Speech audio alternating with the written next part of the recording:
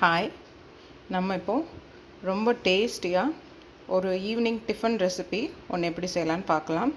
ஜவ்வரிசி பணியாரம். இப்போ இது பணியாரம் செய்கிறதுக்கு 1 கப் ஜவ்வரிசி நான் இந்த மாதிரி ஒரு பவுலில் சேர்த்துட்டு அதை ஒரு 2-3 வாட்டி நல்லா க்ளீன் பண்ணிவிட்டு தண்ணியில் க்ளீன் பண்ணிவிட்டு எடுத்து வச்சுருக்கேன்.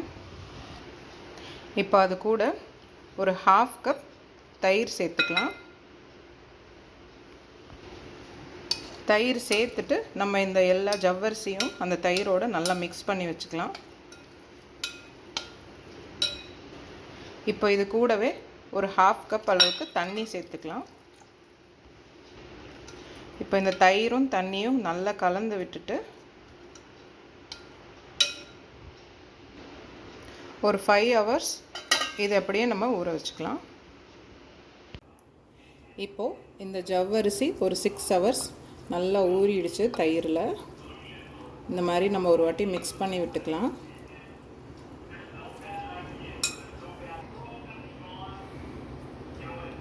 இப்போ இது கூட 1/3 கப் அரிசி மாவு சேர்த்துக்கலாம்.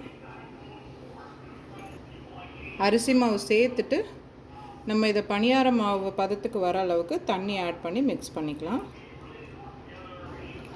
இப்போ இதில் ஒரு 1/2 கப் வரைக்கும் தண்ணி சேர்த்து இந்த மாதிரி மிக்ஸ் பண்ணி வச்சுருக்கேன். இது கூட இப்போது ஒரு வெங்காயம் நல்லா பொடியாக சாப் பண்ணி வச்சுருக்கிறது இதை சேர்த்துடலாம். உப்பு,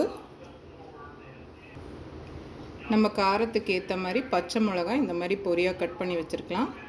கருவேப்பிலை, கொத்தமல்லி இது எல்லாத்தையும் சேர்த்துக்கலாம். இப்போ இது கூட கொஞ்சம் எண்ணெயில் கடுகு, உளுத்தம் பருப்பு, கடலைப்பருப்பு, பெருங்காயம் இதெல்லாம் தாளிச்சிருக்கேன். இதை இது கூட சேர்த்துடலாம். இப்போ இது எல்லாத்தையுமே நல்லா மிக்ஸ் பண்ணி விட்டுக்கலாம். இப்போது இது இந்த மாதிரி கன்சிஸ்டன்சிக்கு நம்ம தண்ணி சேர்த்து மிக்ஸ் பண்ணி விட்டுருக்கோம். இப்போ இதை நம்ம பணியாரக்கல்ல சுட்டு எடுத்துக்கலாம்.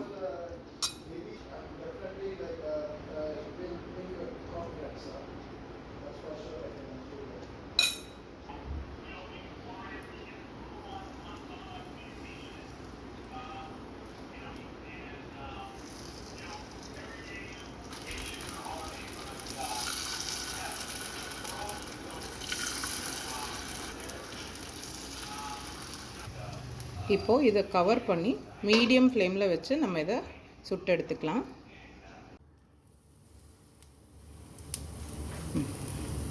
இப்போது நம்ம எல்லா பணியாரமும் இந்த சைடு திருப்பி போட்டுக்கலாம்.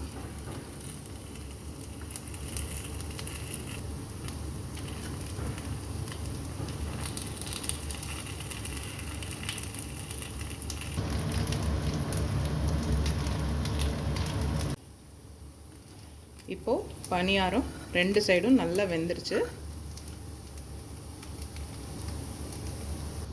இப்போ ரொம்ப டேஸ்டியாக யம்மியாக ஜவ்வரிசி கார பணியாரம் ரெடி ஆகிடுச்சு. இந்த மாதிரி சிம்பிளாக ஒரு கார சட்னியோடு நம்ம இதை சர்வ் பண்ணோம்னா ரொம்ப டேஸ்டியாக இருக்கும். ட்ரை பண்ணுங்கள்.